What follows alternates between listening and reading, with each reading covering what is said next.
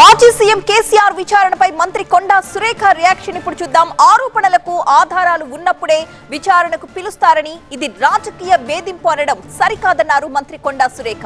కేసీఆర్ కుటుంబంపై చాలా ఆరోపణలే ఉన్నాయి. మున్సిపల్ ఎలక్షన్స్ టైంలో విచారణకు పిలిచారు అనడం ఏమాత్రం సరికాదన్నారు కొండా సురేఖ. ఇది ఇప్పుడు కాదండి, చాలా రోజుల నుంచి కూడా వాళ్ళ ఫ్యామిలీ మీద అలిగేషన్స్ నడుస్తూనే ఉన్నాయి. అవి నడిచేటప్పుడు కొన్ని ఆధారాలు నిరూపించడానికి అన్నీ కూడా మన దగ్గర ఉన్నప్పుడే మనం ముందుకెళ్తాం.